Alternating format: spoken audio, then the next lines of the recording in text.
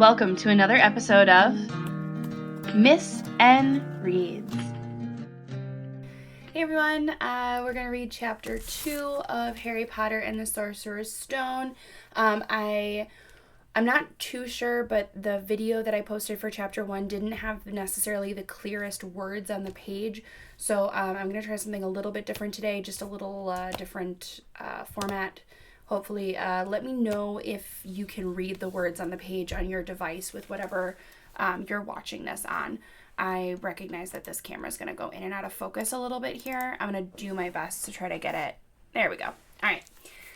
So without further ado, chapter 2 is called The Vanishing Glass. Today I'm drinking tea out of my BB-8 mug.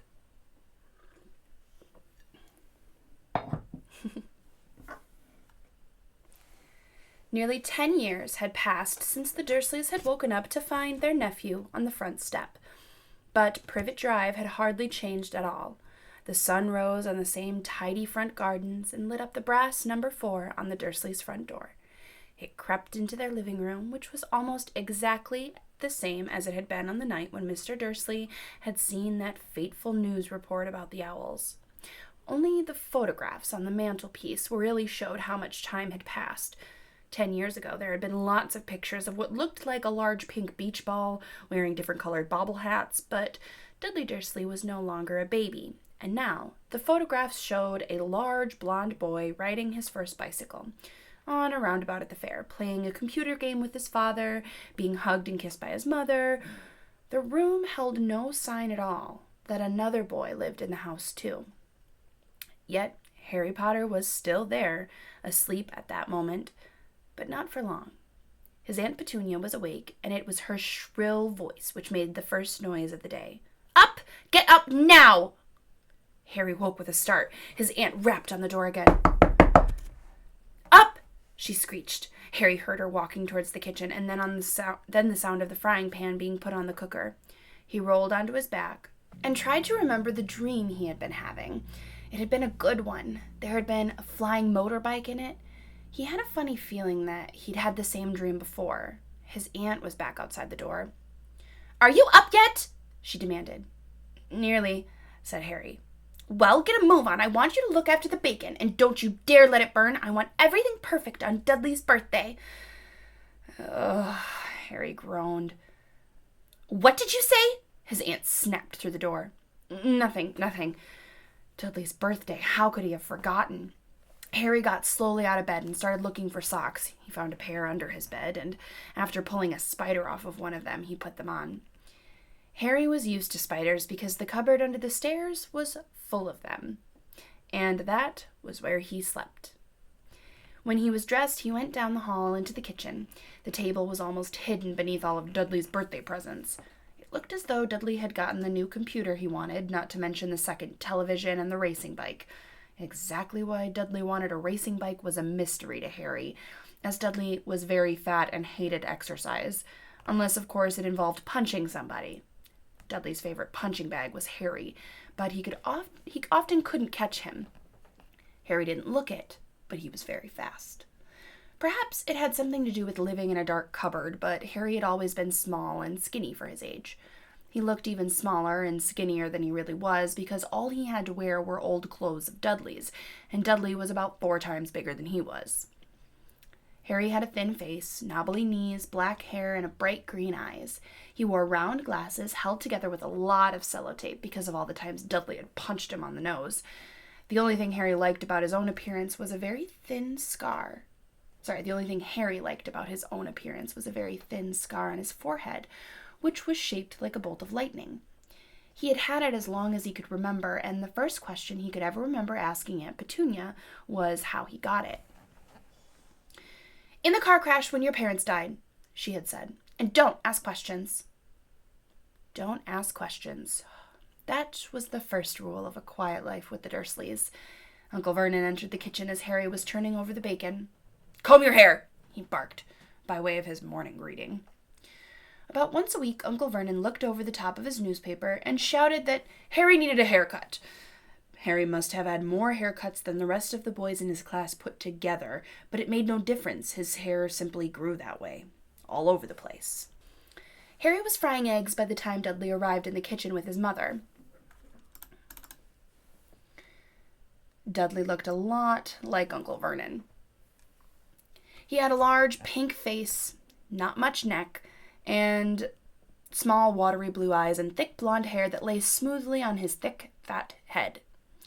Aunt Petunia often said that Dudley looked like a baby angel.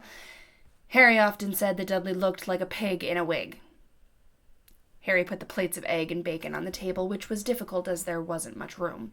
Dudley, meanwhile, was counting his presents. His face fell. 36, he said, looking up at his mother and father. That's 2 less than last year. Darling, you haven't counted Auntie Marge's present. See, it's here under this big one from Mummy and Daddy. All right, 37 then, said Dudley, going red in the face.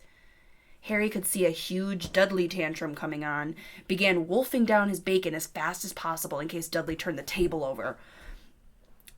Aunt Petunia obviously scented danger too, because she said quickly, "And we'll buy you another 2 presents while we're out today." "How's that, Pumpkin? 2 more presents? Isn't that all right?" Dudley thought for a moment. It looked like hard work. And finally he said slowly, "So I'll have 39, sweetums," said Aunt Petunia. "Oh." Dudley sat down heavily and grabbed the nearest parcel. "All right, then." Uncle Vernon chuckled. "Little Tyke wants his money's worth, just like his father. Attaboy, Dudley." He ruffled Dudley's hair. At that moment, the telephone rang, and Aunt Petunia went over to answer it while Harry and Uncle Vernon watched Dudley unwrap the racing bike, the Cine camera, a remote-control airplane, 16 new computer games, and a video recorder. He was ripping the paper off of a gold wristwatch when Aunt Petunia came back from the telephone, looking both angry and worried. "Bad news, Vernon," she said. "Mrs. Fig's broken her leg. She can't take him." She jerked her head at Harry's direction. Dudley's mouth fell open in horror, and Harry's heart gave a leap. Every year on Dudley's birthday, his parents took him and a friend out for the day, to adventure parks, hamburger bars, or the cinema. Every year, Harry was left behind with Mrs. Fig, a mad old lady who lived 2 streets away. Harry hated it there. The whole house smelled of cabbage, and Mrs. Fig made him look at photographs of all the cats she'd ever owned. "Now what?" said Aunt Petunia, looking furiously at Harry as though he'd planned this. Harry knew he ought to feel sorry that Mrs. Fig had broken her leg, but it wasn't easy when he reminded himself it would be a whole year before he had to look at Tibbles, Snowy, Mr. Paws, and Tufty again. "We could phone Marge," Uncle Vernon suggested. "Don't be silly, Vernon. She hates the boy." The Dursleys often spoke about Harry like this, as though he wasn't there, or rather, as though he was something very nasty and couldn't understand them, like a slug. "What about, what's her name, your friend Yvonne?" "On holiday in Majorca," snapped Aunt Petunia. "You could just leave me here," Harry put in hopefully. He'd be able to watch what he wanted on television for a change and maybe even have a go on Dudley's computer. Aunt Petunia looked as though she'd just swallowed a lemon. "And come back and find the house in ruins?" she snarled. "I won't blow up the house," said Harry. But they weren't listening. "I suppose we could take him to the zoo," said Aunt Petunia slowly. "And leave him in the car?" "That car's new. He's not sitting in it alone." Dudley began to cry loudly. In fact, he wasn't really crying. It had been 3 years since he'd really cried, but he knew that if he screwed up his face and wailed, his mother would give him anything he wanted. "Dinky Duddy Dums, don't cry. Mummy won't let him spoil your special day," she cried, flinging her arms around him. "I don't want him to come," Dudley yelled between huge pretend sobs. "He always spoils everything. He shot Harry a nasty grin through the gap in his mother's arms. Just then, the doorbell rang. "Oh, good Lord, they're here," said Aunt Petunia frantically. And a moment later, Dudley's best friend, Piers Polkus, walked in with his mother. Piers was a scrawny boy with a face like a rat. He was usually the one who held people's arms behind their backs while Dudley hit them. Dudley stopped pretending to cry at once. Half an hour later, Harry, who couldn't believe his luck, was sitting in the back of the Dursleys' car with Piers and Dudley on the way to the zoo for the first time in his life. His aunt and uncle hadn't been able to think of anything else to do with him, but before they'd left, Uncle Vernon had taken Harry aside. "I'm warning you," he had said, putting his large purple face right up close to Harry's. "I'm warning you now, boy. Any funny business, anything at all, and you'll be in the cupboard from now until Christmas." I'm not going to do anything," said Harry, "honestly." But Uncle Vernon didn't believe him. No one ever did. The problem was, strange things often happened around Harry, and it was no good telling the Dursleys that he didn't make them happen. Once, Aunt Petunia, tired of Harry coming back from the barber's looking as though he hadn't been at all, had taken a pair of kitchen scissors and cut his hair so short he was almost bald, except for his fringe, which she left to hide that horrible scar. Dudley had laughed himself silly at Harry, who spent a sleepless night imagining school the next day, where he was already laughed at for his baggy clothes and sellotaped glasses. The next morning, however, he had gotten up to find his hair exactly as it had been before Aunt Petunia had sheared it all off. He had been given a week in his cupboard for this, even though he had tried to explain that he couldn't explain how it had grown back so quickly. Another time, Aunt Petunia had been trying to force him into a revolting old jumper of Dudley's. Jumper is what they call a sweatshirt in England. Brown with orange baubles. The harder she tried to pull it over his head, the smaller it seemed to become, until it finally might have fit a glove puppet, but certainly wouldn't fit Harry. Aunt Petunia had decided it must have shrunk in the wash, and to his great relief, Harry wasn't punished. On the other hand, he'd gotten into terrible trouble for being found on the roof of the school kitchens. Dudley's gang had been chasing him as usual when, as much to Harry's surprise as to anyone else's, there he was, sitting on the chimney. The Dursleys had received a very angry letter from Harry's headmistress telling them Harry had been climbing school buildings, but all he'd tried to do, as he shouted to Uncle Vernon through the locked door of his cupboard, was jump behind the big bins outside the kitchen doors. Harry supposed that the wind must have caught him in mid-jump. But today, nothing was going to go wrong. It was even worth being with Dudley and Piers to be spending the day somewhere that wasn't school, his cupboard, or Mrs. Fig's cabbage-smelling living room. While he drove, Uncle Vernon complained to Aunt Petunia. He liked to complain about things. People at work, Harry, the council, Harry, the bank, and Harry were just a few of his favorite subjects. This morning, it was motorbikes. "Roaring along like maniacs, the young hoodlums," he said as a motorbike overtook them. "I had a dream about a motorbike," said Harry, remembering suddenly. "It was flying." Uncle Vernon nearly crashed into the car in front of him. He turned right around in his seat and yelled at Harry, his face like a gigantic beetroot with a mustache. "Motorbikes don't fly!" Dudley and Piers sniggered. "I know they don't," said Harry. "It was only a dream." But he wished he hadn't said anything. If there was one thing the Dursleys hated even more than his asking questions, it was him talking about anything acting in a way it shouldn't. No matter if it was in a dream or a cartoon, they seemed to think that he might get dangerous ideas. It was a very sunny Saturday, and the zoo was crowded with families. The Dursleys bought Dudley and Piers large chocolate ice creams at the entrance, and then, because the smiling lady in the van had asked Harry what he wanted before they could hurry him away, they bought him a cheap lemon ice lolly. It wasn't bad either, Harry thought, licking it as they watched a gorilla scratching its head and looking remarkably like Dudley, except that it wasn't blonde. Harry had the best morning he'd had in a long time.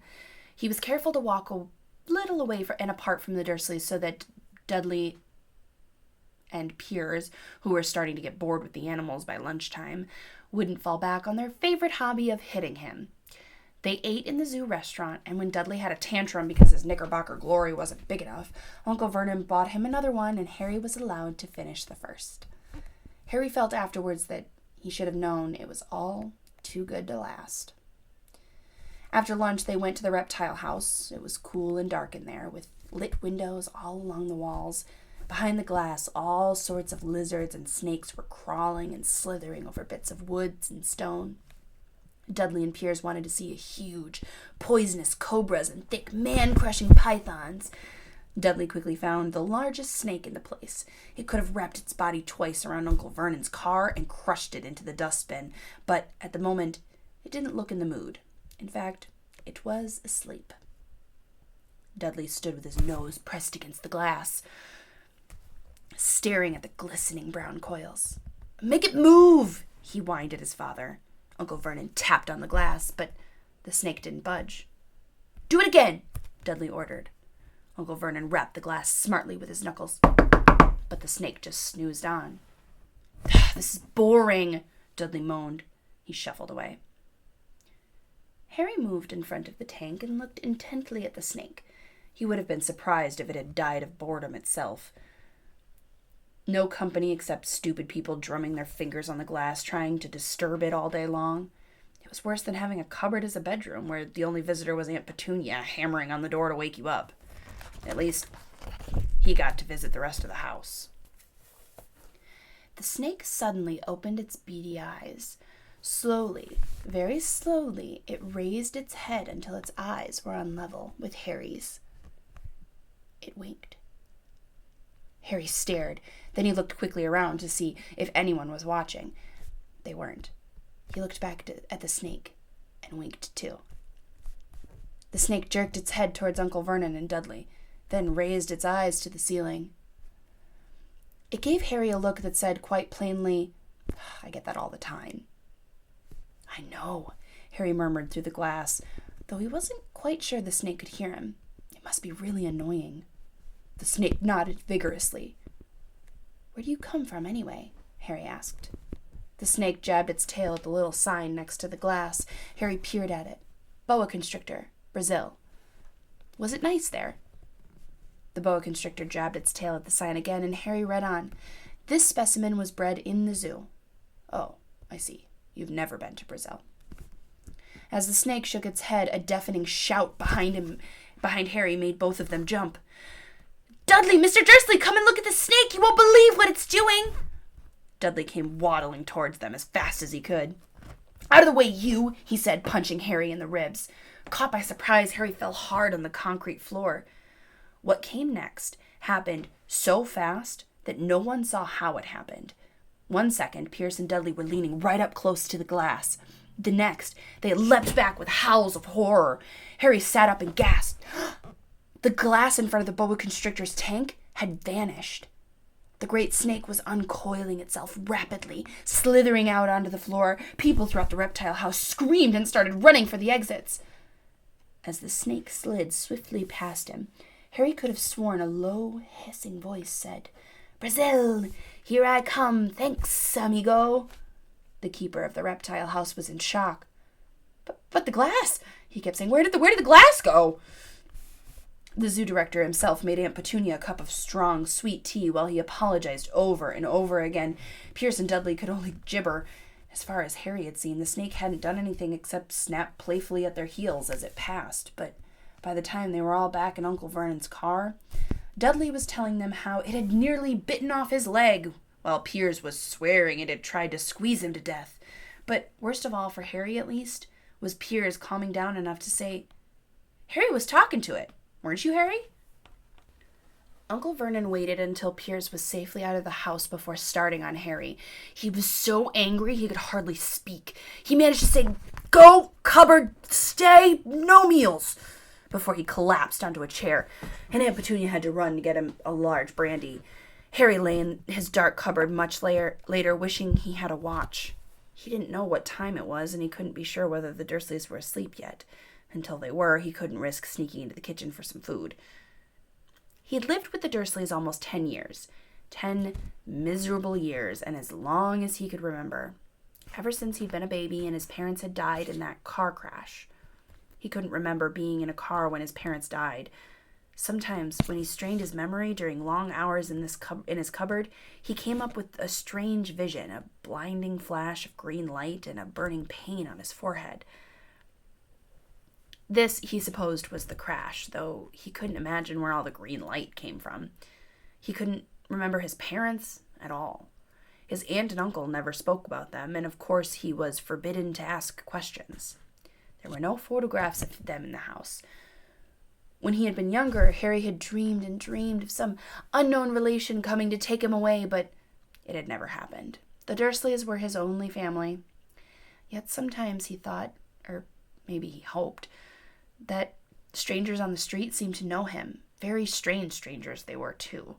A tiny man in a violet top hat had bowed to him once while out shopping with Aunt Petunia and Dudley. After asking Harry furiously if he knew the man, Aunt Petunia had rushed them out of the shop without buying anything. A wild-looking old woman dressed in all green had waved merrily at him once on a bus. A bald man in a very long purple coat had actually shaken his hand on the street the other day and then walked away without a word. The weirdest thing about all these people was that they always seemed to vanish the second Harry tried to get a closer look. At school, Harry had no one. Everybody knew that Dudley's gang hated that odd Harry Potter in his baggy old clothes and broken glasses. And nobody liked to disagree with Dudley's gang.